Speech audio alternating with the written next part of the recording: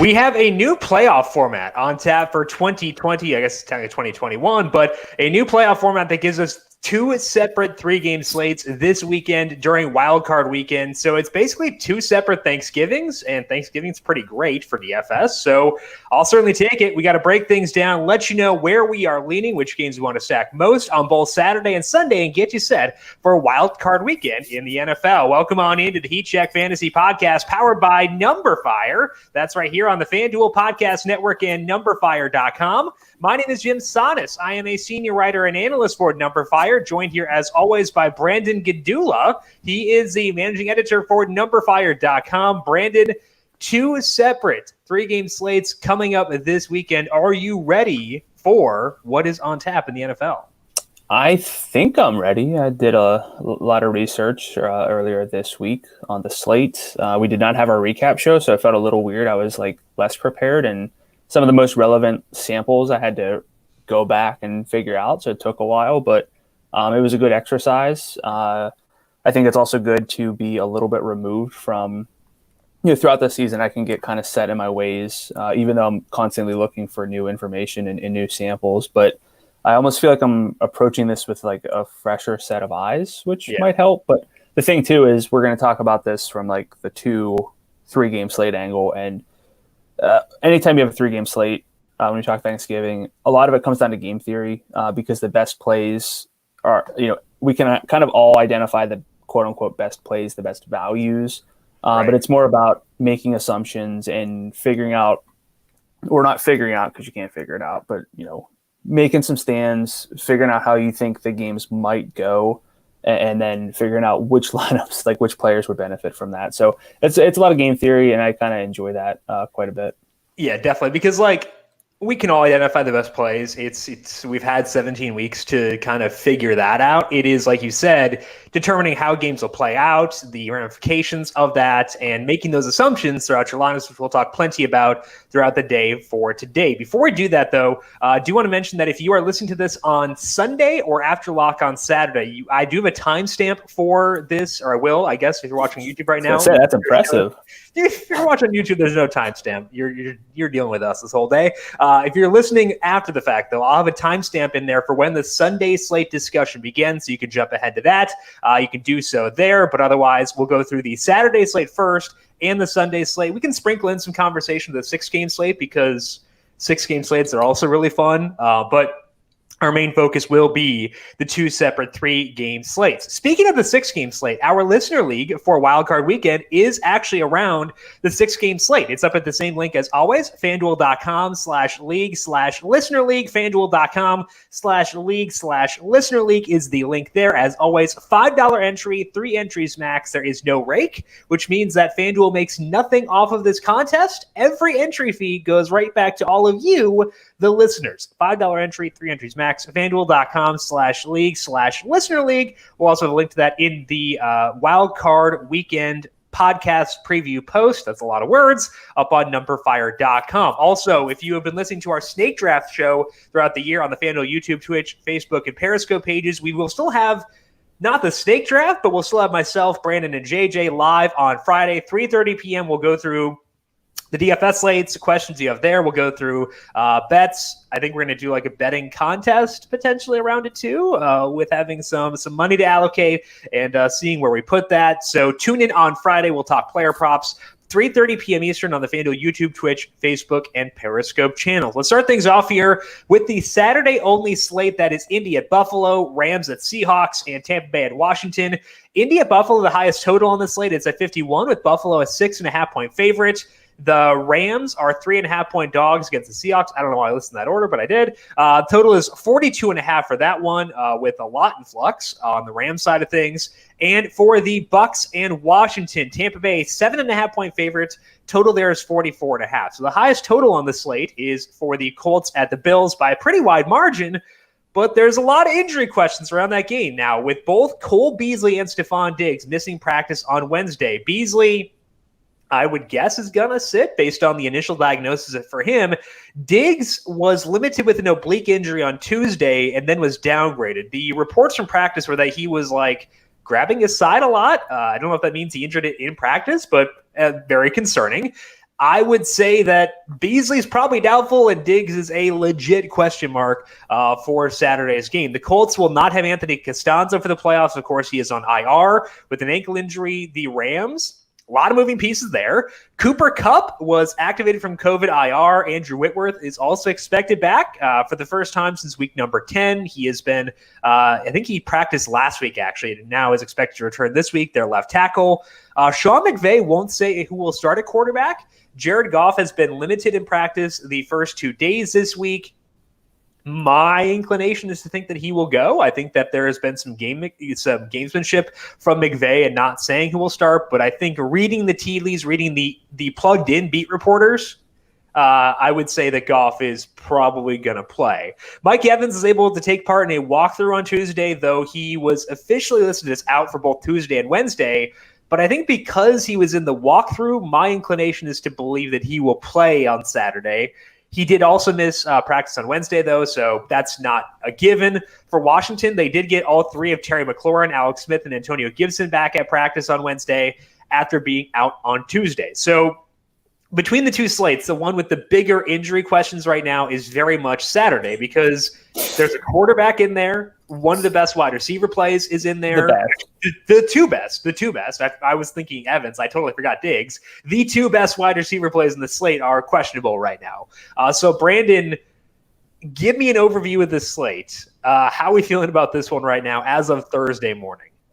Yeah, it's weird because this isn't the Sunday slate and we have a lot of injury question marks. We're recording at 10 a.m. on Thursday. We still don't really know a lot of very relevant information. So I think all we can do is our best with breaking down this slate. It feels like we're going to get one of those news bombs like as soon as we're done with the show. I got Twitter up, so I mean, I'll try to keep an eye on it. But it just has that feeling. I'm going to kind of just base everything off of what you just said. I think Stefan Diggs, if he plays, would be the number one. It's funny because you apparently thought it was Evans, but for me it would be. Well, I forgot that Diggs was also up in the air for a second. Diggs is the number one play in this slate. All right, just checking. But this slate, I think perhaps the most interesting game. I say most interesting, maybe not the best, but would be Tampa Bay and Washington. I see that face. I'd rank it third, but go ahead. Convince me. I cannot get behind the Rams and Seahawks with Jared Goff, either Jared Goff coming off of thumb surgery or a backup quarterback. These teams have played twice now. As a 23-16 home win for the Rams and then a 20-9 home win for the Seahawks. A lot of ugly stuff. It's going to be the third time that these teams play. Haven't seen a whole lot from them when they have played, and I frankly don't see a reason to believe that it will be a game in terms of fantasy output. It has the worst situation-adjusted pass rate combined based on your pre-snap win probability between 20 and 80% over the past 5 weeks leading in to this week.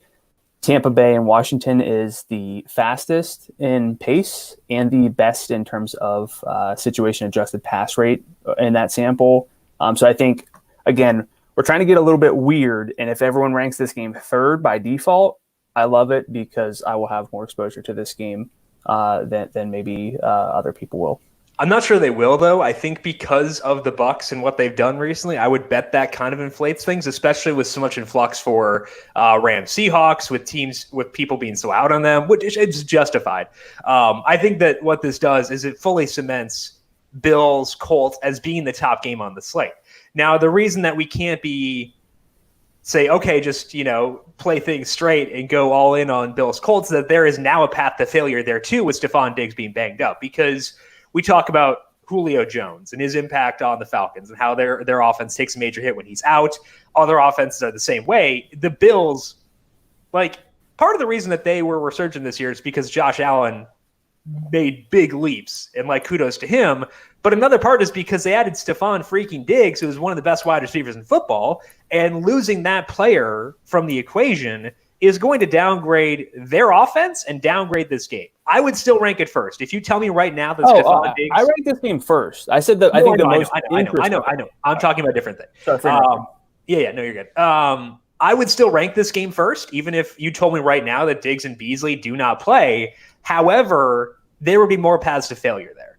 So it is the number one game on the slate, but with the caveat that it's not as much of a slam dunk it would be if Diggs and Beasley got in a full practice on Thursday. Like if they get a full practice in today, cool. I'm just going to not overthink it and load up on this game, find ways to be different within this game and find ways to be different elsewhere. But I think that it would be the number one game. The reason I rank the Rams versus Seattle higher is obviously we're taking a leap of faith with Jared Goff, but I don't know if everyone will be willing to do that. And if you look at, as I've talked about a couple of times, I've projected offensive efficiency for each game, or each team in each game combined projected offensive efficiency. The Rams' projected offensive efficiency is actually higher than Tampa Bay's, and they're the underdogs in this game. It is the second best game on this slate based on the projected offensive efficiency for both teams. It's well ahead of Washington and Tampa Bay, which is actually the worst on the full weekend, including the Saturday or the Sunday games. And I also, I would be cool with Tom Brady, but I'm very worried about him against a team that can generate pass rush. I know that's a point that's been probably mentioned 16,000 times already so far this week, but it's being mentioned for a reason. Tom Brady, in his games against teams ranked in the top 10 against the pass based on numberFire's metrics, averaged negative 0.09 passing net expected points per dropback. That's really bad. When he went on his tear recently, he was facing a lot of teams that are hideous. We talked about this with Mitchell Trubisky, which we'll talk about, in a second in the Sunday slate, but it's true for Brady too. Now, the difference is that Brady did perform better than expectation on the whole. Once you account for his schedule, his offense efficiency was better than you would have expected. So he's a good quarterback, but the anecdote about him struggling against good pass rushes is accurate because the data backs it up. Also, Sleepy Tom is in effect here because it's an 8:15 game. So, it's past his bedtime. That's why I'm going to rank Rams versus Seattle number 2 for me ahead of Tampa Bay against Washington. I get why you're doing it, given that the Rams, the numbers I have for the Rams are not what I would project for this week because of Goff's injury. But when you add in Kupp and Whitworth and potentially Goff, that's enough for me to put at number 2. There are question marks with Tom Brady and on the other side of the ball there because Tampa Bay has a good defense as well. But Jared Goff already doesn't throw the ball downfield very frequently. I think that it's going to be a very horizontal approach, very heavy on the rush in this game. And we've seen from the Seahawks for weeks now that they're okay winning a game 20-9. They're fine with that. I think at least I put the potential odds that the Rams and Seahawks have an eruption with the state of the Seahawks offense and Jared Goff much lower, or at least lower than Tampa Bay and Washington. I disagree. Do you want to bet on the totals? I have Rams Seahawks being higher, and you have Bucks versus Washington being higher. Sure. Okay, we'll do that one. I like that. So let's talk about that Bills versus Colts game here, just because I know we're not going game by game, but that is kind of the central focal point. And we gotta get it concentrated somehow. Right, exactly. And I think that that's going to be the focal point here. So if we're playing things straight, we're focusing mainly on Bills versus Colts. I think that the top plays on the slate are in this game, specifically, obviously, Stefan Diggs if he's good, but also Jonathan Taylor. Jonathan Taylor, I would say, is the number one running back on this slate by a decent margin. If we look at Taylor since he took over as the Colts lead back, he is at 139.5 yards from scrimmage per game. That is absurd. He's kind of eradicated the concerns around his red zone work. He's at a 35% red zone share in that time. That red zone share has been better the past 3 games over Nyheim Hines. So I think that this is not being, breaking news, but I would say Taylor, who is $8,800, is undersalaried on this slate. Do you agree with that? Do you agree that Taylor, after considering salary, is the number one running back on this slate? Yeah, I think that's pretty easy. You mentioned that most of the best plays on the slate come from this game. I have Allen easily my number 1 quarterback, Taylor number 1 at running back, and for now, Diggs number 1 at receiver. I do rank this game. I went through and ranked everything because I figured you'd ask me to rank some stuff with these smaller slates, and I do have this game very clearly number one. It's the game I have the most interest in, despite what I said about Tampa Bay and Washington. I think that Jonathan Taylor is easily a great play, and honestly, if you're like building a lineup, you have a lot of flexibility, especially if we find out that there's no Diggs, maybe no Evans. There's not a whole lot of players that we can spend high salaries on, so that makes it even easier to play Jonathan Taylor. And I just don't think it's a week necessarily to get too cute on a 3-game slate by fading Jonathan Taylor. I think the one reason you could nitpick is that we have not seen Taylor in a negative script in this situation very much, because they're 5-1 in that 6-game sample with him as the lead back. And the one game they lost was to Pittsburgh, and they led most of that game. And we did see Nyheim Hines quite a bit in the second half of that one. So this is not a situation where you need 100% Jonathan Taylor. However, should probably be pretty darn close. And if we're looking at the Saturday through Sunday slate, I think that Taylor's number 2 behind Derrick Henry. Well, number 3, because I think that the Saints situation would be ahead of him as well. But I think that Taylor pretty clearly the number 1 for the Saturday only slate. Yeah, I would probably be on board. I didn't come prepared with Saturday, Sunday ranking, so I'm just checking it out now. But I think that's the right assessment here. You mentioned Josh Allen's the top quarterback on the slate. I would agree by a significant margin, and I think even without Diggs. Yeah, that's what I was going to say. Is I think even if we have no Stefan Diggs, I think that because of the rushing.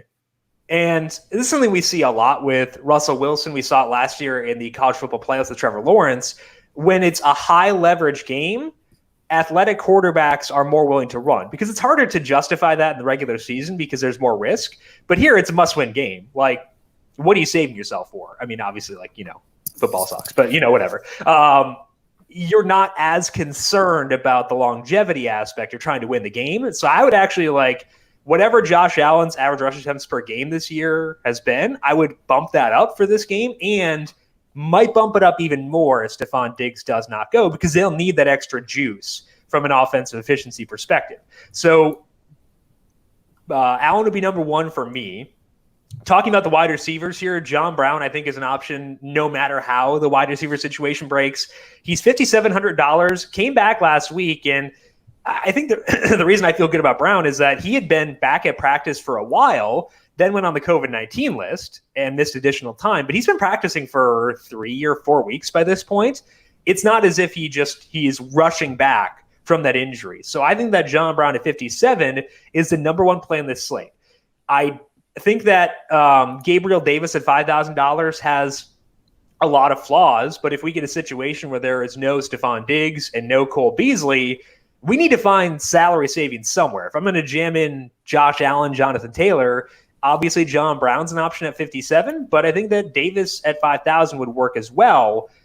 There are some flaws in his resume for sure, because the overall volume is not that good, but I can definitely get there. I think if I'm ranking wide receivers in this game, Stefan Diggs number 1, obviously, but let's take Diggs out of the equation.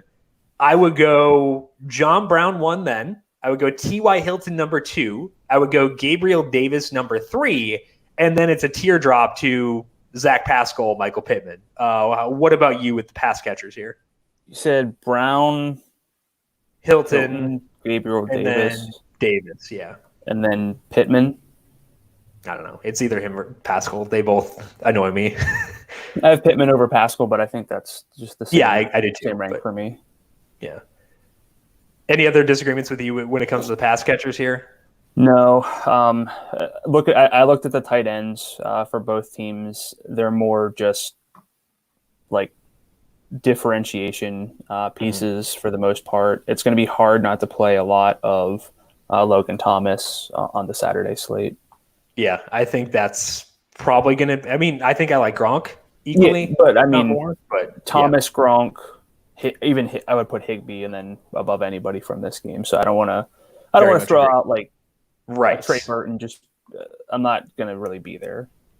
Nope. Okay, so I think that's the main thoughts on that game. What about Rivers? Probably not, no. Rivers, like, I think there are too many routes to him missing out on potential for fantasy points. Like with Jacoby Brissett coming in, like Rivers also is not a high scoring fantasy back. I know he's $6,900, but like I'd rather use either Russell Wilson or Jared Goff if I'm looking for a low salary quarterback than Rivers. I would prefer Rivers to Goff, just based on the circuit. I mean, come on, man. Let's get serious about what we should expect from Jared Goff. Yeah, I expect 6 touchdowns. But what do you expect? I expect the play resembling a quarterback coming off of thumb surgery. Okay. Anyway, the game's going to be higher scoring than Tampa Bay and Washington, so you can lay your bet there.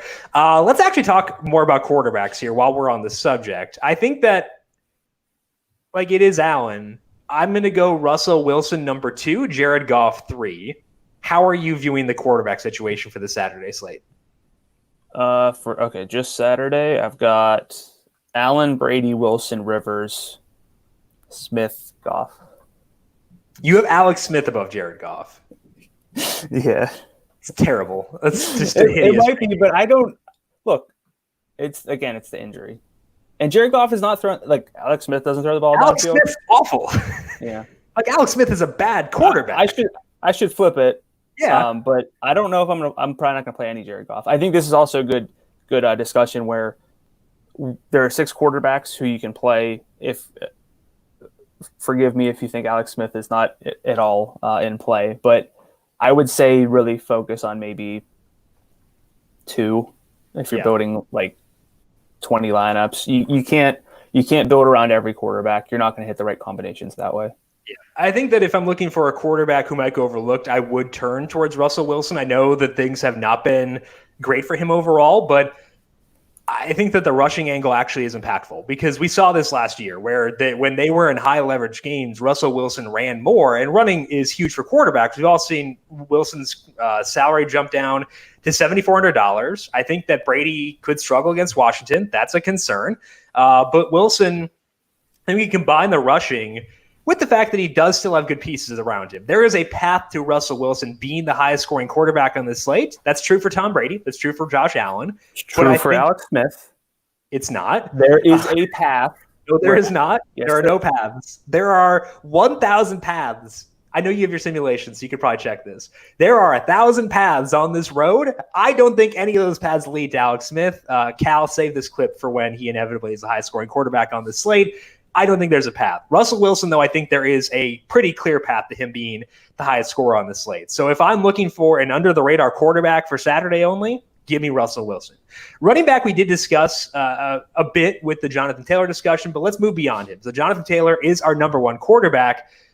Number 2 for me, Cam Akers. I know I'm too high on the Rams. I don't care. They're getting Andrew Whitworth back. They're getting Cooper Kupp back. If it is John Wolford playing, he's a running quarterback. That could open up some lanes for Cam Akers. And in the games with Akers as the lead back, he has averaged 27 adjusted opportunities per game. That is the highest number on the slate, depending on whether Leonard Fournette is active. He's at 109 yards per game, 51% red zone share. There's no Darrell Henderson because he's on IR. I think that Cam Akers is, depending on the way the things break with the Bills wide receivers, I think Cam Akers is the best value play on this slate. What are your thoughts on Cam Akers and the running back landscape for Saturday in general? Well, I just want to ask, you were like hesitant. You said Cam Akers a little, I guess, like cheekily. Who else would you consider for number 2? Because he's my number 2 as well. Ronald Jones, because I think there is a scenario in which Leonard Fournette isn't active on Saturday. The problem is we're not going to know that before lock. If Leonard Fournette's inactive, yes. Right, but that's a possibility. Like, if I'm talking here right now, I think there is a 30% chance Leonard Fournette is inactive. And if Leonard Fournette is inactive, Ronald Jones is clearly the number 2 running back. So I think that what I need to do, knowing full well that I won't know before lock whether Fournette will be active, I need to allocate X number of lineups to be Ronald Jones lineups in case we get a situation where Fournette winds up being inactive. I can also switch to Antonio Gibson. Like, if we get a situation where, where Fournette is inactive, I can lower my exposure to Ronald Jones by swapping some of those lineups to Antonio Gibson. I wouldn't dump out of all Ronald Jones because he's still been fine at times when Fournette has been there. He's got enough work. I think that, the Bucs are heavily favored here. That's a good thing for him. So I would still be okay with Ronald Jones, even if Fournette winds up being active. But if he is inactive, he's a rock star play. So I think that what I want to do is make sure I have X% exposure allocated to a running back in that late game. I can swap, cut that in half and switch some of that to Antonio Gibson. But I think that's why Ronald Jones is at least a consideration for me as the number 2 running back on this slate. Yeah, I mean, if we play the Leonard Fournette's inactive card. Right, but he could be.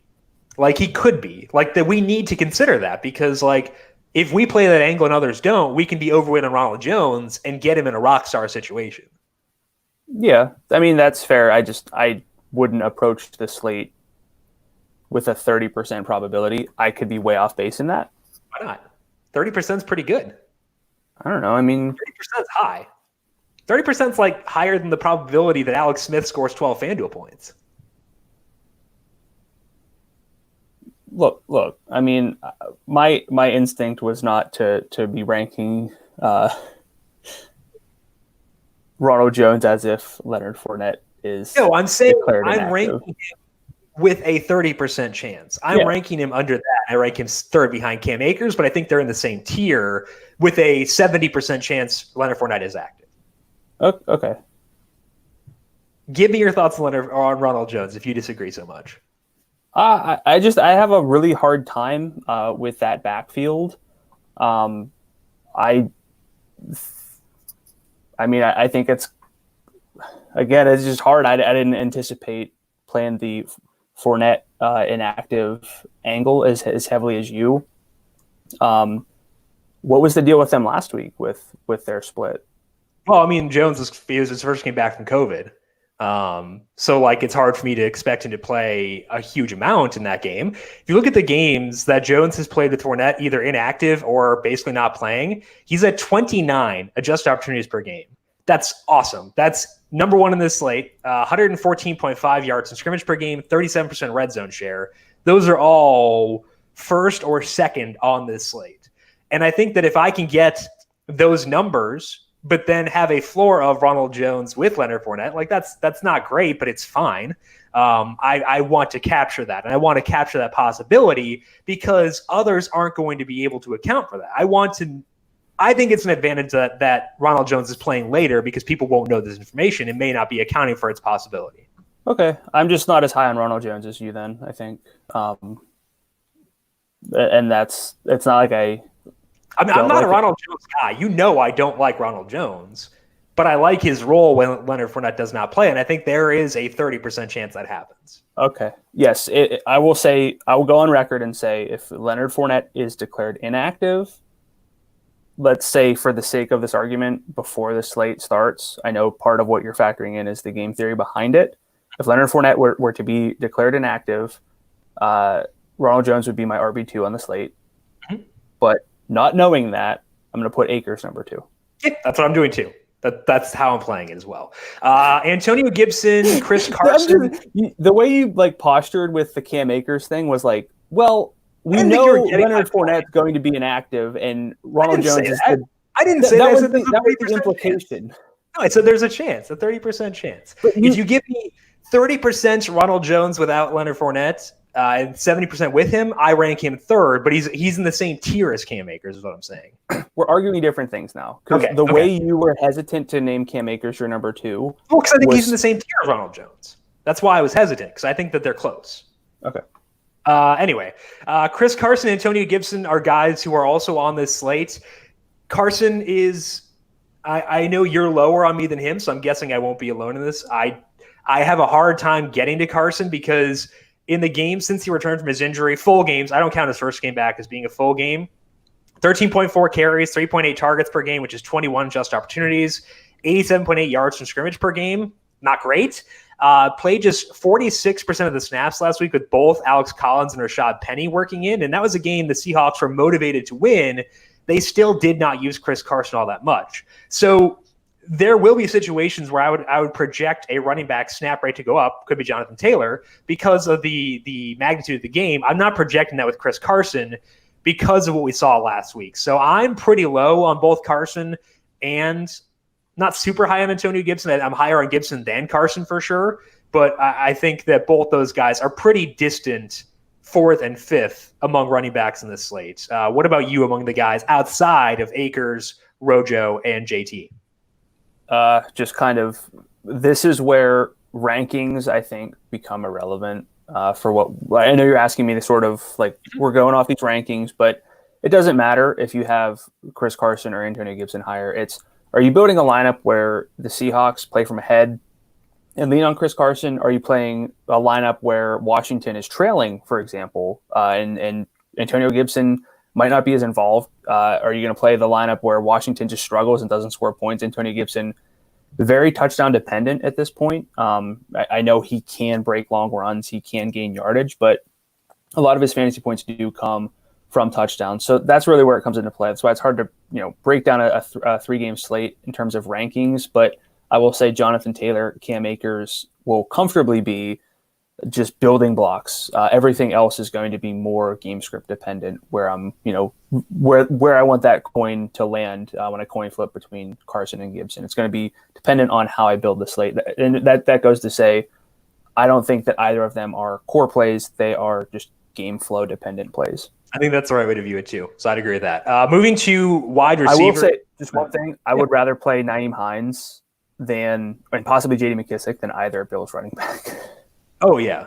I have no interest in Zach Moss. Despite the game. I'm not going to mention the other guy. He doesn't exist. I'm not going to play Zach Moss, though.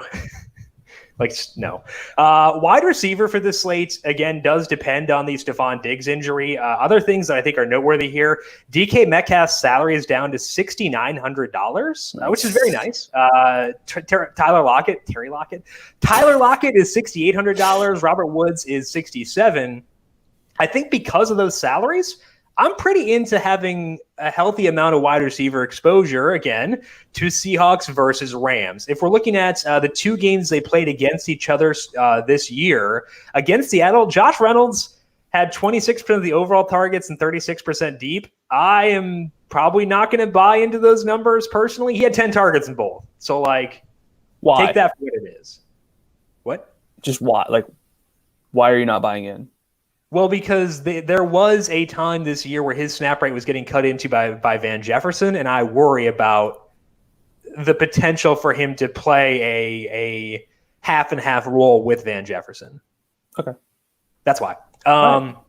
But I think that Kupp and Woods both work for sure. As far as the Seattle guys go, in their two games against Los Angeles, Tyler Lockett is at 22% of the overall targets. Metcalf is at 19%. Lockett, 36% deep. Metcalf is at 29%. So that would lead us to ranking Lockett higher. But on a three-game slate, we have to ask ourselves, which guys have the potential to be can't-miss players?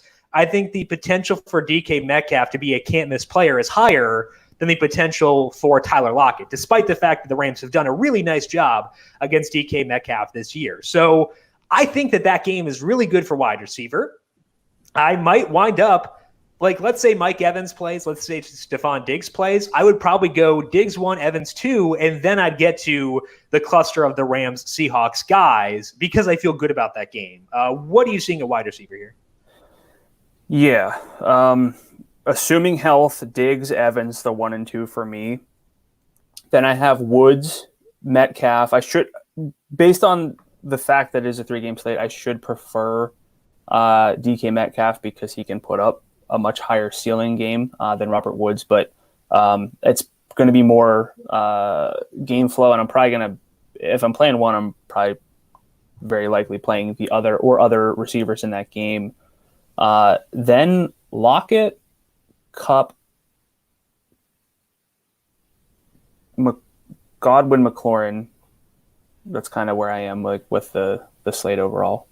Are you feeling okay with I know you're lower on the game, but do you feel okay about the wide receivers for Rams versus Seahawks? I would say I'm fine. What helps is the salaries being what they are. That's the number one thing. It's a very just sort of Nobody's above 7,000. You can kind of, I would honestly recommend, if you're going to like mini stack this game, because I'm not going to full stack it very frequently, I'm probably going to build the same lineup and then just make sure that I can play the right. I don't know if it's a permutation or combination, because I spaced out of math class, but like middle school math, and I've moved on. You want like Metcalf and Woods, and then same lineup, Metcalf, Cup, and then Lockett, Woods, Lockett. Like I think that on a 3-game slate, if you're going to play even 5 lineups or something, build the lineup you like the most. And if it does include, and this can be attributed to like any other game basically, but this one specifically with the salaries being what they are. I think it's combinations. I think permutations order matters, but I could be wrong. Math teachers watching on YouTube, yell at me in the comments. Hey man, I'm an English lit major, so. Right. I mean, I did journalism, so neither of us are well equipped to handle this situation. But yeah, I think that mini stacks and hitting the right combinations of that is the right way to play things. Let's assume that Mike Evans plays. I'd be pretty low on Chris Godwin and Antonio Brown at their salaries. Antonio Brown is $6,500. Godwin is $7,800. I think that's kind of making the assumption that Evans sits based on that salary. The reason I'm lower on them is they haven't gotten high leverage targets when they've had Mike Evans this year. If you look at weeks 9 to 16, Godwin has 18% overall, so does Antonio Brown, but neither guy has more than 19% of the deep targets or more than 12% of the red zone targets. All the high leverage targets are going to Mike Evans and Rob Gronkowski. So if Evans plays, I'm going to have, I'll have some, obviously, because there's a path to them doing well, but I will be very much lower than the field on those 2 guys specifically. Let's assume that Mike Evans sits, Brandon. Where do you sit on those guys? Mike Evans plays first. We'll talk about sits after that. Plays Evans and then Gronk, especially for tight end eligibility. Then probably. Are you going to be pretty low on those 2 guys if Evans sits or Evans plays? I mean. Yeah, the salaries for based on the salary, I'd have to go with Brown over Godwin, just being more realistic. Right. I don't want to use Godwin, but the salary savings there are enough where I think I have to rank him higher. I don't want to use him. I will say if we get word that Mike Evans plays and you're looking for a very easy way to be a little bit different, it would be to play Chris Godwin. I would recommend something similar. We love Mike Evans on this podcast. If you're building a Brady Evans stack, odds are you'll have an extra 200 in salary, or build it as such. Duplicate that lineup and play it with Chris Godwin in case it is Godwin. You're going to get a lot of leverage, I would assume, unless people chase the points from last week rather than Mike Evans. So try to get a read on that, but I still think it's one of those spots where I would strongly consider just making sure I'm not kicking myself if I get the right lineup, but I played Mike Evans and I didn't want to play Chris Godwin. Right. I think that's smart. Looking at the situation, if Mike Evans does not play, I would be willing to pay for Godwin then. I'd rank him higher than Brown, even with the salary savings, because I feel better about Godwin getting high leverage targets. If we look at last week, week 17, in the first 3 quarters, because they were incentive chasing for Antonio Brown in the fourth quarter, and I think that inflated his volume. But Brown did lead in targets for the first 3 quarters with 5, but Godwin still had 86 air yards compared to 78 for Antonio Brown. The yardage upside has been a major concern for me for Antonio Brown this whole year. He didn't really alleviate those concerns. So although Godwin has the higher salary, I would still rank him higher than Antonio Brown if there's no Mike Evans. How would you view the situation if Evans cannot go? Gronk, Godwin, Brown, in that order. I don't know if I would go with anyone lower on the pecking order. I think you can build a really chalky lineup and have forgive me if, what did Scotty Miller do last week? He had, so in that time, 3 targets, 40% of the routes. Sorry. Yeah. I think that Miller would be an option. But I guess he's 47. That's not bad. Right. I'm saying in that event, if you build a really chalky lineup and you play Scotty Miller and he catches a long touchdown, which is something that, is within his realm of possibilities. I will say Cameron Brate ran 56% of routes last week. I don't know if that's anything, but it's just, you're kind of grasping at straws with this team without Mike Evans after the top 3. So, anything relevant might be relevant. The main guy we have not discussed yet is Terry McLaurin. I am pretty down on him because he's injured. Like, it's very obvious McLaurin is not at full health because Terry McLaurin at full health does not have yardage concerns. This current state, Terry McLaurin does. He has not had more than 80 yards since November 26th. We know that part of that is quarterback play because he has a quarterback who doesn't really want to push the ball downfield, but it's also like he's been on the injury report every week effectively. He missed practice Tuesday. He was limited again on Wednesday. I'm pretty low on McLaurin, especially when I can jump down to DK Metcalf and Tyler Lockett, who are lower salary than him, and then the Rams guys too. What are your thoughts on Terry McLaurin? Low on him as I am, or are you a little bit more optimistic? Low. Again, I like the pace and I like the pass rates in this game for both teams. So I will probably naturally have even with that, I don't know if I have more McLaurin than like DK Metcalf because he is injured and that's a very real concern for him. The efficiency with Alex Smith is not anything particularly good. He's below average on a per target basis based on our net expected points metric. It's more just it's the idea of game stacks that would probably get me higher on McLaurin, but he's not going to be someone who I feel like if I'm building one lineup, kind of just playing the best lineup, I don't think McLaurin necessarily is a lock for that. Not a consideration for me, really, if that's the situation. Finishing up with tight end here, I think that Gronk's number one for me. Logan Thomas is number two at 64. I would go with Higbee number three, but like even though the salary is kind of low, I'd rather find the 600 to get to Gronk. If I'm looking for a dumpster dive situation, I go Everett over Jacob Hollister and Will Disley. How are you viewing the tight end landscape here for Saturday? Is Dawson Knox good to go? He's 49. Yeah, he's good to go. I have him fourth behind Higbee. So you have him as your favorite guy below 5,000, basically? I think so, just based on the game environment, which, again, this is my favorite game on Saturday. Best quarterback situation, I think. Last week with no Beasley, he had 8 targets, 92 air yards, 11.5 yard ADOT. That's pretty strong for a tight end. Some of that was Matt Barkley, yeah. But, like, we've seen him be somewhat relevant, so. Yeah. He was very kind to us. Well, I guess he had the early touchdown against Denver, and I was like, oh, boy. Like, because I had a lot of him on that 2 games. So I was like, oh, boy, Dawson Knox game, let's go. Didn't do anything after that. But, I think that putting Knox above Everett and Hollister might be – you could probably talk me into that pretty easily. But I think that really if you can find the salary to get to Gronk and Thomas, you should try to do so just because, like, their projected workload is so much better. Do you view Higbee as being close to them at all or no?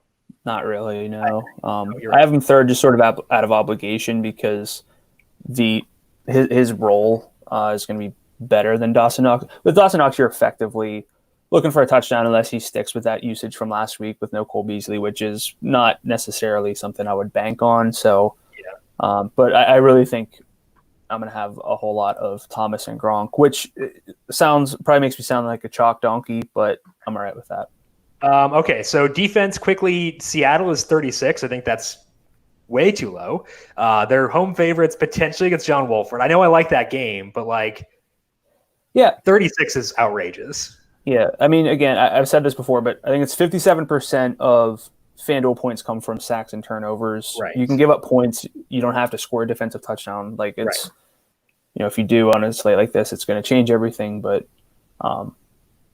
and I think because I am so low on the Washington Tampa Bay game, I would put them second and third defensively. Washington will get a pass rush against Tom Brady. I can feel pretty good about that. I think there's a path to them covering. I don't know about win outright, but that's probably going to be a low-scoring game. They should get some sacks there. I think that works. I would go Tampa Bay number 2.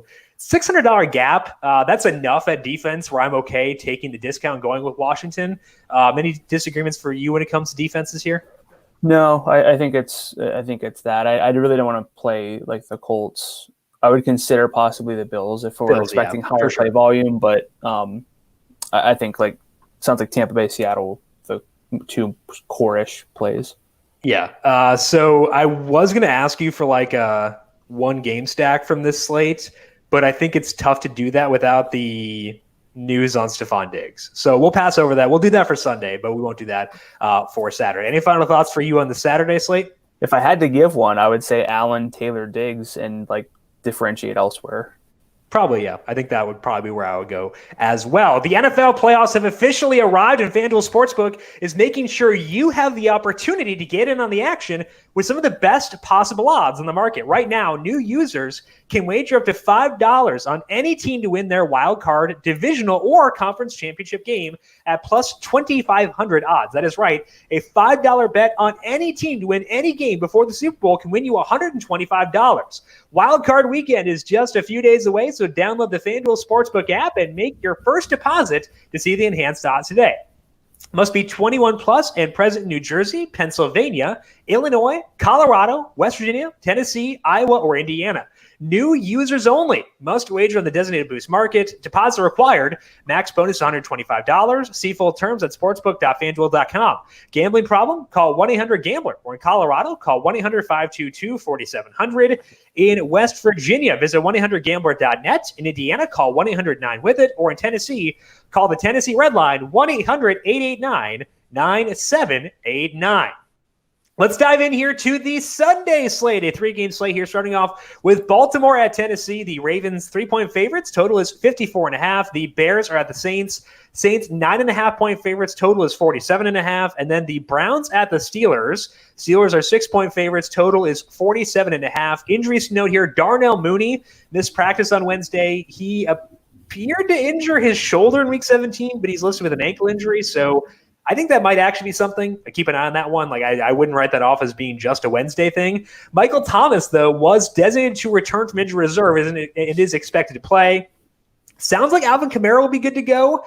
He won't be able to practice, but as long as he tests negative for COVID-19 twice and feels good, he should play. He won't be able to practice, but he should be able to play on Sunday based on the timing of his positive test. So keep an eye on that. If he can't go, Latavius Murray is the best play on the slate, but I'm guessing he'll play. The Browns are in a rough spot here. They will be without their head coach and their play caller, Kevin Stefanski, due to COVID-19. Their guard, Joel Bitonio, will be out too. Kadero Hodge is out, but also Donovan Peoples-Jones missed practice Wednesday due to a concussion. So they could be without their starting guard, their head coach and play caller, and their number 3 and number 4 wide receivers. That's tough. Looking at this slate, I think that it's pretty obvious that the no-brainer game of the slate, and I think this is the game of the weekend for DFS, and that's not a bold statement. I think it's Ravens and Titans. You're playing the 6-game slate. I stack that game first. What's the overview for you on Sunday? Yeah, I mean, that's the game on the 6-game slate, especially on the 3-game Sunday slate. I have a lot of concerns with Cleveland-Pittsburgh, especially because it'll be the third time that they've faced each other. That's tough, and we haven't seen much from the Browns in those games necessarily, and now their situation's getting worse. So it has the best combined pass rate, on this 3-game slate. It's actually not particularly close. Bears Saints is kind of middling in that regard, and of course Tennessee Baltimore is very, very low. But despite that, it's very clearly Baltimore and Tennessee is the number 1 game. That we're not going to be alone in that, but you can still play on a 3-game slate. You can still play guys who are popular. You can just find other ways to be a little bit different. That might even just be wasting $700 in salary because people aren't necessarily inclined to do that very frequently. And on a small slate, we can see optimal lineups not really get close. I mean, they'll get close to their, the $6,000 cap, but that's an easy way to be a little bit different without just playing third stringers. Yeah, and I think that's the key to make, is you don't need to make off the board plays to get good lineups. Like on Thanksgiving, Adrian Peterson went off. Like we talked about that possibility. We didn't want to play him, but we talked about that possibility. Guys who come through are likely to have some sort of a role. So let's talk about these games here. I think that similar to Saturday, we should start with the Baltimore and Tennessee game. Just talk about our view of that game in general and get a feel for that one, because that will be the driving game with regards to this entire slate.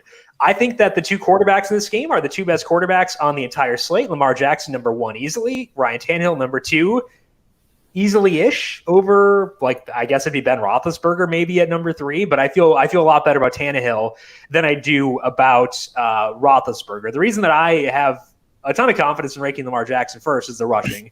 Also, the matchup is sick, so that definitely helps. Lamar, since returning from COVID, 11.2 rush attempts per game, 86 rushing yards per game. He's had just 20 pass attempts per game, but he's been really efficient. He's at 0.41 passing net expected points per dropback.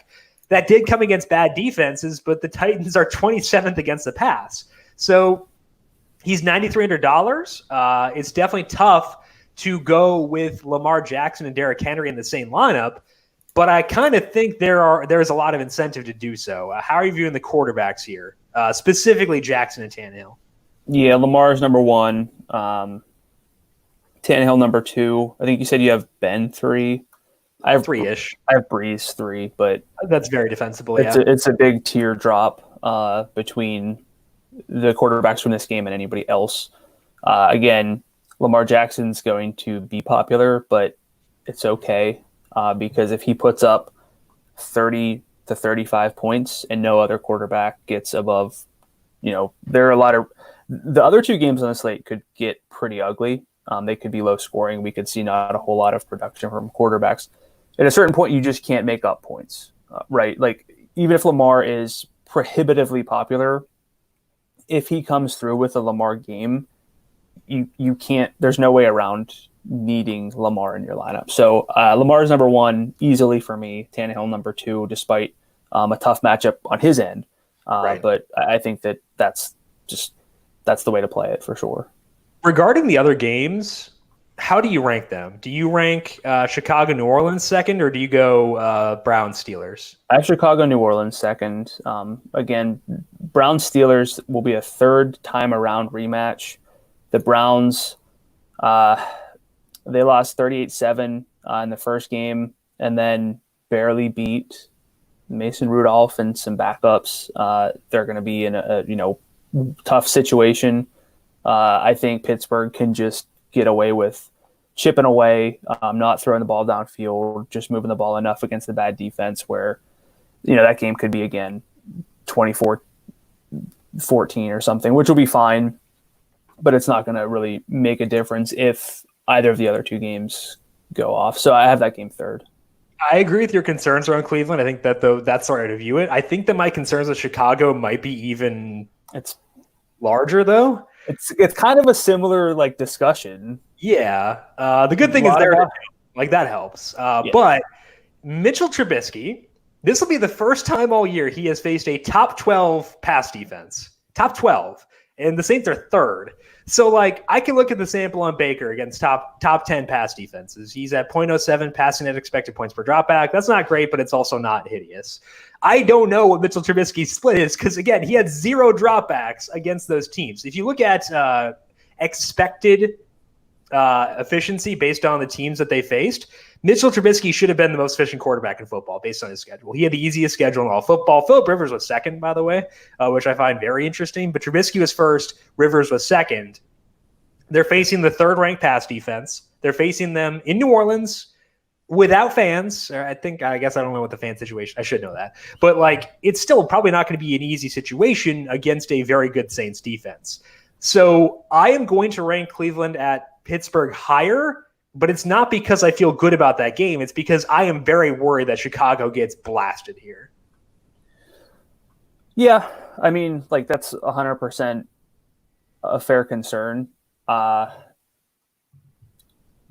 think part of this is I at least have some semblance of an idea of who I want to play from the Saints. I feel less good about the Steelers, and I think that's creeping into my mind as well. So Stefan Diggs said that he thinks he'll play, Okay.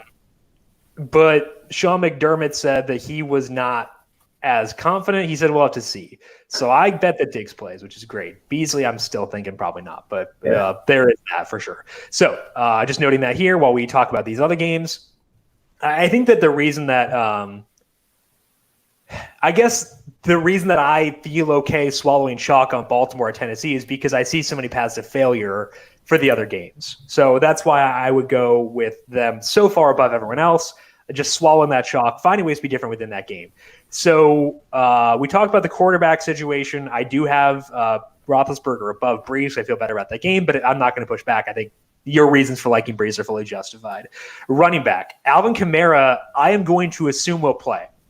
If he does not, though, Latavius Murray is the best play on either slate by a significant margin. He's $5,400. Last year, without Alvin Kamara, he had 154 yards from scrimmage per game on 42 adjusted opportunities across 2 games, 50% red zone share. So if we get word that Kamara won't get cleared, you just shove Latavius Murray into every freaking lineup you possibly can.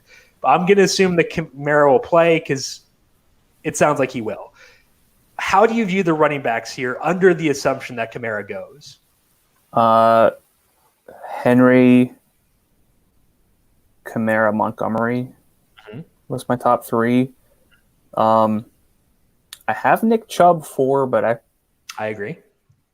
Then it's Dobbins. I think the reason to rank Nick Chubb number 4 is so last year we saw in the playoffs Derrick Henry and Aaron Jones and I think Damian Williams all got massively expanded snap rates because they committed to their guy. I thought Nick Chubb would get that in week 17. He did not. His snap rate actually went below 50%. But I still think it's within the range of outcomes that the Browns say Nick Chubb is our better back. We are going to have Nick Chubb play 100% of the snaps and see what happens. I think that is a possibility. I think it's not as likely as Leonard Fournette sitting, so I'm not going to make it that much of a possibility, but it is enough for me to put Chubb 4th on my list and feel pretty okay about him. Because, Nick Chubb does not need an expanded role to be a rock star. He's very good, even on limited volume. But if you give Nick Chubb 30 adjusted opportunities, the dude could go berserk. So I don't think that's enough for me to put him above David Montgomery, but it is enough for me to feel really good about putting him 4th on this list. Yeah, I think I'll build around just lineups where I'm not necessarily playing Chubb because, again, I have this game 3rd, which kind of by default means I won't have many game stacks of it. I want to be more concentrated so that I can try to hit the right combination on a small slate. But we haven't talked about this, but we almost always, and by almost always, I mean 99% of our lineups have a running back at flex. On a 3-game slate, I'm much less inclined to feel the need to do that. I also don't know if I can afford it on this slate. Right. Especially unless it's not you can't really do Henry, Kamara, Montgomery, and Lamar. Right. That's probably impossible. But I agree. I think that wide receiver in the flex will probably be an option here for sure. Were you saying something? Sorry. I said under my breath, let's find out. You're plugging it in. Okay. Yeah. Okay. So with Lamar, Henry, Kamara, Montgomery, and the lowest salary defense, which is the Titans, you have 49.25 left. So if we get a tight end, if we play the worst tight end play possible, basically, if you play an Adam Troutman or something. Yeah. Okay. Anthony Ferkser. Okay. Then you have 5,100 for 3 receivers. So it's literally doable. I don't know if that's the right play. Yeah, I don't think I'm going to get there personally. So let's talk about wide receiver. And I think that there is a lot of incentive to try to find value at wide receiver as a result of the situation at running back. Looking at the wide receivers with salaries under $6,000, Rashard Higgins, I think, is pretty clearly number 1 because he gets downfield work. His quarterback is not Mitchell Trubisky. He's not hurt. I'm basically subtweeting Darnell Mooney here. I think that's enough for me to put Rashard Higgins as my favorite value play. Number 2, I want to keep an eye on Donovan Peoples-Jones. If he gets cleared from that concussion, he was actually getting good work and playing really well before that concussion. And there's no Kadero Hodge. The reason I have not bought into Donovan Peoples-Jones thus far is because Hodge was playing ahead of him earlier in the year. But Donovan Peoples-Jones, 55 yards or more in 3 straight games before that concussion. If he plays, I think that he would be a consideration, though not a staple, is the way I'd phrase that. Other guys I'd mention, Miles Boykin's playing enough snaps to be viable. If I play the assumption that Tennessee gets ahead and Baltimore has to pass, that would inflate the volume for Miles Boykin. I'm not going to feel great about it. I'm not going to have a lot of him, but I will have some. Which value wide receivers are standing out to you? I wasn't really. I mean, we have to with the running back situation, I think. Yeah, I just rank guys based on overall. Well, give me the value ones first, and we'll talk about overall after that. Well, yeah, but I'm not as prepared for the value. That's what I'm saying. I don't care. Higgins. Jeez. So maybe this is a week where I try to get a little more balance. What are we considering a value here? Under 6,000, just for now. Yeah, but I mean, like Corey Davis is 64, Manny Sanders is 62, Marquise Brown's 63. Yeah, like the. But like, if we're going to use Derrick Henry, it's something we talked about last week, right? If you're going to use Derrick Henry and Lamar Jackson, okay, so then you're not using Derrick Henry and Lamar Jackson. Like that's not happening. Let me try this. So this is all right. Let's go. We'll go Baltimore defense. Okay. What do we have at tight end? So tight end on this slate is basically like Mark Andrews and then everyone else. Yeah. We'll go Jonnu at 52, so that's reasonable. So for a flex, another running back and 3 receivers, you're at 62-20. It's tough, but one value receiver in the low 6,000 receivers it might be more preferable to me than playing 2 or 3 punt play receivers. It's at a certain point we're kind of capping our lineup ceiling, even if we're getting access to. I know. I'm just saying that if you're going to do that, you can't use those guys, and that's what guys. You can't use Lamar and Henry. Yes, you can. Okay, but you can't use the other viable running backs. Then you can't use Kamara. You can't use Montgomery. All right, I'm going to go. Who's our favorite consensus value receiver? Higgins? Yeah. Okay. We'll go Corey Davis and Manny. 6,500 for a flex and a running back. I don't want to use Manny. Okay. Then I'd rather go Claypool. Sorry, if we're going to do this. Let's have this discussion now. I'd rather go Claypool. I was just doing it for the salary. And the point of this is not to build the best lineup. It's literally to see if it's viable. Yeah. So Claypool. So 65.50 for a running back. Let's go. Who do you want at running back here? For a running back and a flex? Well, just a running back, and then we'll see what we have at flex. Chubb at 77. You got 5,400 for a flex. So again, this goes back to flexing a wide receiver. Yep. So I think that's going to be necessary this week, and you're going to have to dig into the value wide receivers. I think the guys I am looking into most are Rashard Higgins. If Darnell Mooney is healthy, I would use him. I don't really want to. I think he sucks, but I have to. I would also list Donovan Peoples-Jones as someone worth considering. And then, sorry, you're going to say something? No, I was waiting. Miles Boykin. Okay, Dobbins, Connor, Gus Edwards. I won't say Latavius because let's not play that game. But if there's no Kamara, we can do a lot with Latavius. But let's say Dobbins, Connor. We don't like James Conner on this podcast very much. But Dobbins or Edwards.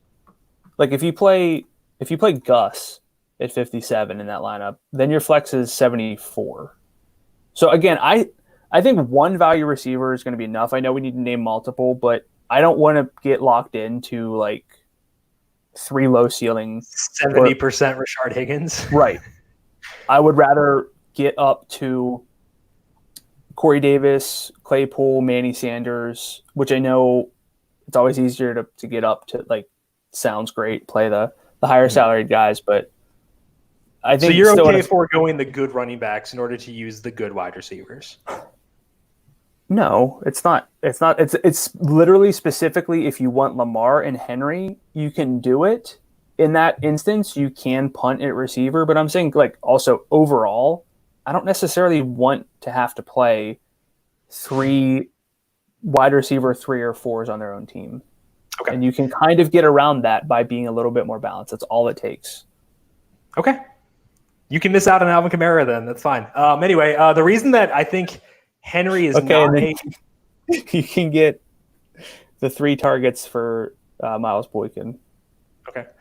Derrick Henry, I think one thing that's worth noting with him is he did have 130-something yards from scrimmage the first time they faced Baltimore. However, that game, Baltimore did not have Brandon Williams or Calais Campbell. The Ravens for the full season ranked 6th against the rush. Henry's salary is 10-2.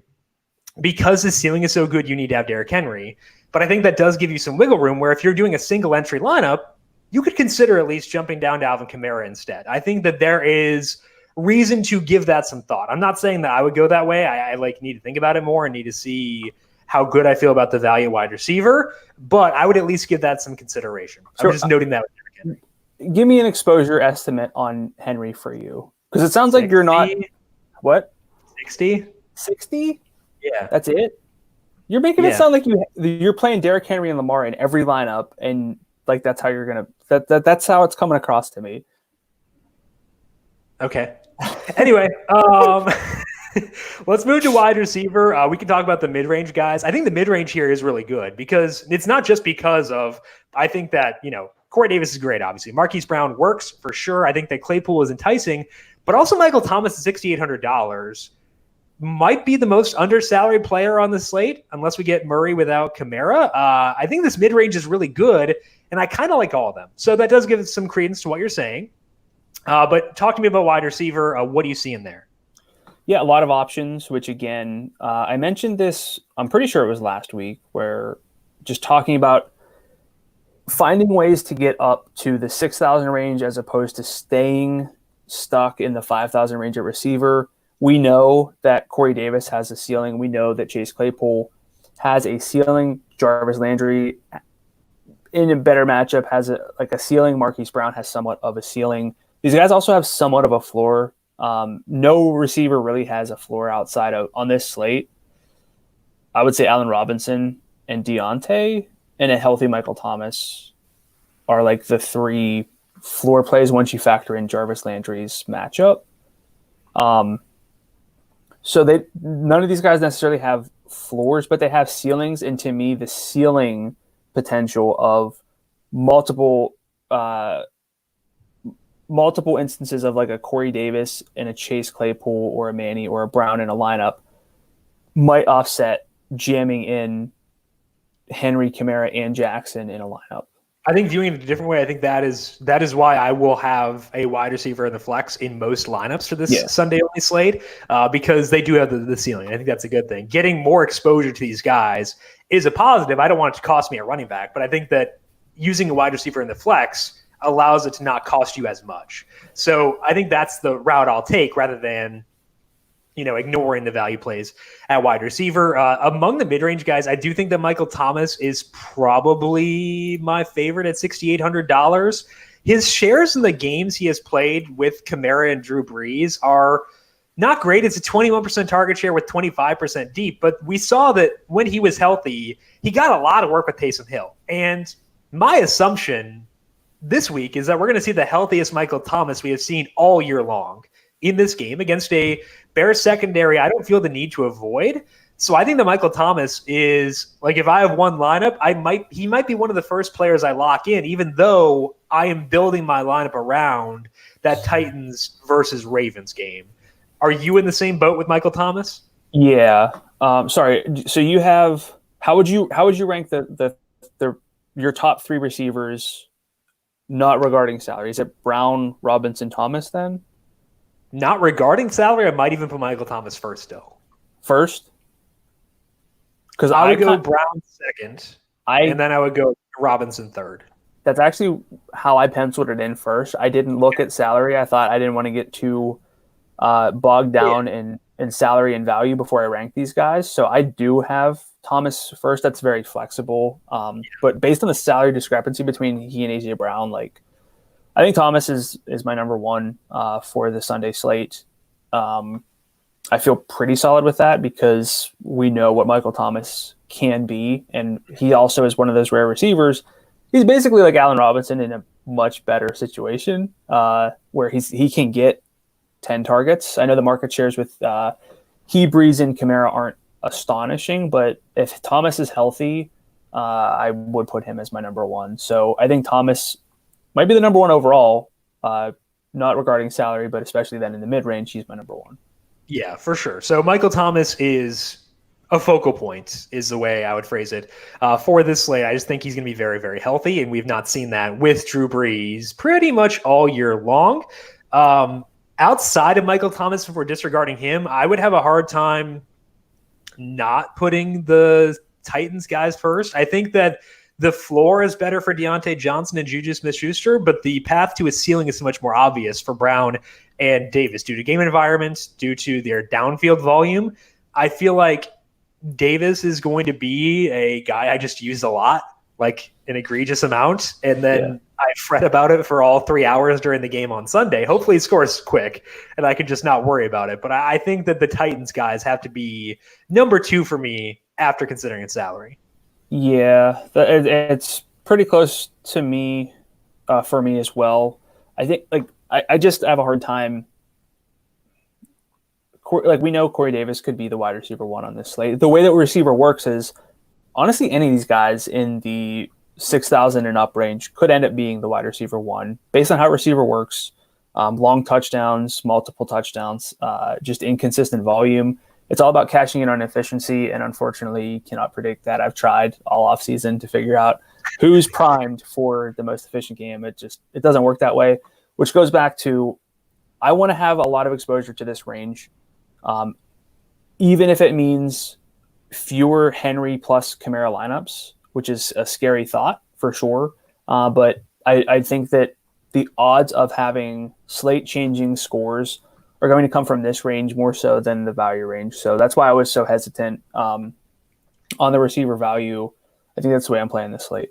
Yeah, I think that's justified too. I think that the reason I like Corey Davis so much, and in turn like Chase Claypool, is they fit the checklist of being guys who get downfield targets who are playing at home in less so competitive games for Claypool, but like definitely competitive game for Corey Davis. So that's why I like Davis, but it's also why I'm willing to take chances on Claypool. Claypool's floor sucks because he has not had a good role recently. However, he did say, Mike Tomlin said that he was doing that in order to prevent him from hitting a rookie wall. I think we talk about this with running back a lot. I think there is a possibility that Chase Claypool's snap rate goes up for this game, and they acknowledge that he is the best wide receiver on their team. Even with the reduced snap rate, Chase Claypool still has 33% of the team's targets from weeks 10 to 16. I chose that sample because that was after James Washington's snap rate went up. It excluded week 17 because Eric Ibron didn't play. Ebron's on the COVID list. Because he was not activated on Wednesday, it makes me feel like he might not play. 33% of their downfield targets? Yeah. Okay. From weeks 10 to 16. You said targets. Well, that's not true. Okay. At least that's what I heard, and I was. Well, then I was very wrong. If I did, 16% I just want to clarify for everyone. Yeah. 16% overall, 33% deep. But if you give him a snap bump and his ceiling, I feel like Chase Claypool is someone who was over rostered the entire stretch run this year. People were too high on him because the snap rate was going down. They were too high on him. I think now is the time to get back in at 61. So I would go. I think I like Claypool more than Juju again. I know that I've come around on Juju. I'm higher on Juju now than I was previously, but I think that Claypool is a better play than Juju for the specific slate for DFS. Yeah, I think if you're playing like a friendly 10-person with your buddies, I would play Juju. I think that his path to 10 points is easily much better than Chase Claypool's, but if you're playing a large field GPP, I think Chase Claypool is a standout play in that regard. I would put his floor – he's almost like a Marquise Brown, basically. And then you have higher floor guys but lower ceilings with Manny Sanders and Juju. So I would say that's a real discussion based on the contest you're entering. That's not to say have some of everyone, depending on what you're playing. It's just more – I don't really want to play Juju in a big tournament because we just have not seen he's had the double-digit FanDuel points 3 of the past 4, but he had a touchdown in all of those. No 100-yard games yet, 2 with 90 plus, but Yep. I think if you use Juju, you are assuming they change their offense. They need to throw downfield more. Or you're kind of assuming that you're kind of assuming too that no other receivers have like huge games, right. and Which is that possible. and that 14 points from a receiver at 6,500. Juju could easily be in the optimal, Sure. but he's not going to be the one who is getting you 20 plus. He's kind of like the Adrian Peterson of this slate. If we're talking about Thanksgiving, he could get 2 touchdowns and probably still not hit a 20. That was true with Adrian Peterson as well. So yes, he is Adrian Peterson. The age difference is roughly 32 years, but that's fine. Any other thoughts on wide receiver for you? No, there are just a lot of good ones, and that's why it's so hard for me to get fixated on the value. And I really like this mid range. I think that's the rather than talking about how I won't go to the mid range or the value plays, that is why I will have a receiver in the flex for most lineups. That's my takeaway here. Yeah. Tight end, Mark Andrews straight up is number 1. However, I want to get to those mid range wide receivers. I want to get to the high end running backs. So I think I need to focus mostly on the lower salary tight ends here. Jonnu Smith is $5,200. I was into Jonnu last week. It did not work. It was actually really bad. But he's still 52. If you look at the games he has played with Corey Davis and with A.J. Brown, he has 15% of the overall targets, 35% of the red zone targets. That's enough. So Jonnu will probably wind up being a tight end I use more than I should. That's the way that I'd phrase that. Other guys I want to at least look at. Last week, with Eric Ibron out, Vance McDonald had 6 targets for Pittsburgh. I don't really want to use Vance McDonald because, what's the upside there? But I also know that I don't need upside on a 3-game slate at tight end, especially with his salary being what it is. He also played 88% of the snaps. So if Ibron is not activated from the COVID IR list, I think that I will have a non-zero number of Vance McDonald lineups, and I'll probably have enough where if future Jim looks back on past Jim and sees the amount of Vance McDonald he had, he'd probably be horrified. But I'll do it because it allows me to have my cake and eat it too elsewhere. So I will say Jonnu, Vance McDonald, Cole Kmet actually still has a pretty good role. I'm going to go there too. Austin Hooper's fine. So to me, the focal point will be the tight ends at $5,400 on down. What stands out to you at that position? So it sounds like you're not on Cook, basically. If I can get there, I don't think he's worth prioritizing when the gap is $500 between him and Austin Hooper. I think that if I'm filling out a lineup, tight end's the last spot I have, and I have 59, I'm going to take Cook for sure. But I find it hard to recalibrate elsewhere in order to get to Jared Cook. I think he's a fine play, but right. I think tight end to me comes down to the idea of, am I saying Mark Andrews has a Mark Andrews game? Because if he is, he's going to be possibly in the optimal. Look, he's not Travis Kelce. He has 1 game with 20 FanDuel points. He has one with 19.2, one with 18.1. So you can make up even a 10-point gap if you have, let's say Andrews gets 20, your tight end gets you 10, but it's the difference between Derrick Henry and Nick Chubb or something, and Henry goes off. That's something you have to think about. So I'm not that high on the odds that Andrews puts up a untouchable game. So I'm going to be scarily low on him, which feels very bad. But I think I'm with you where it's going to be mostly about the lower salaried tight ends. Jonnu, Hooper, I will be okay with some Vance McDonald. I'm in on Kmet as well.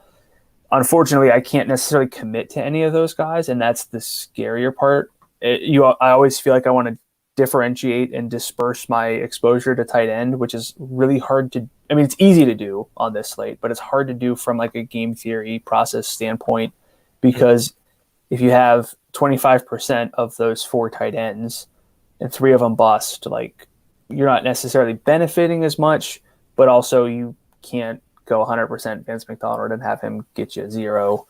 So I mean, it might not hurt you as much here as other places because A, tight end is terrible. There's no Travis Kelce. B, if Andrews doesn't post a difference-making score, it's possible no one does. Right. So if you take a 0 here, it's more okay than it is elsewhere. Do you have a favorite among the lower salary guys? Jonnu. Yeah, I agree. I think it has to be Jonnu. With regards to Mark Andrews, So I say this while acknowledging I might not have any other quarterbacks, but I'm not going to have Mark Andrews in a non-Lamar or non-Tannehill lineup. I might not use anybody else. So that's not saying a whole lot, and that does mean I'll use him, and I'm not going to have him in every lineup with those guys. But if I have a lineup with Ben Roethlisberger, I can guarantee you Mark Andrews will not be in that lineup. Yeah, because even if you're – okay, let's say like you go down to Roethlisberger from Lamar – you're going to have the salary to me should be allocated more toward obviously the running backs first and foremost, but then also receiver.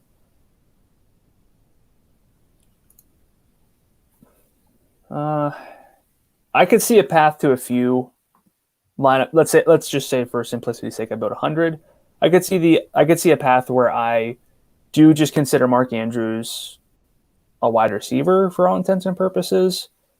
That's going to be a lineup where I play like Rashard Higgins, or I like Darnell Mooney more than you do always. But like I said, he's fine. Yeah, I think you and I are going to be very low on Andrews overall. Yeah, even in this exercise where I'm looking at what a lineup might look like if I do spend down at quarterback.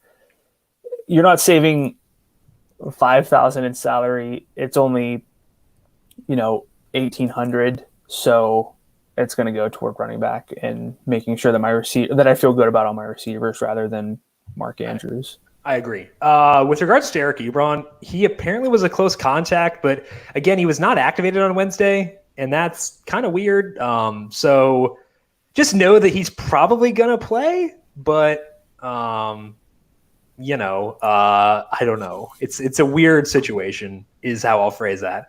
Where would you put Ibron if he plays among tight end? So he is $5,500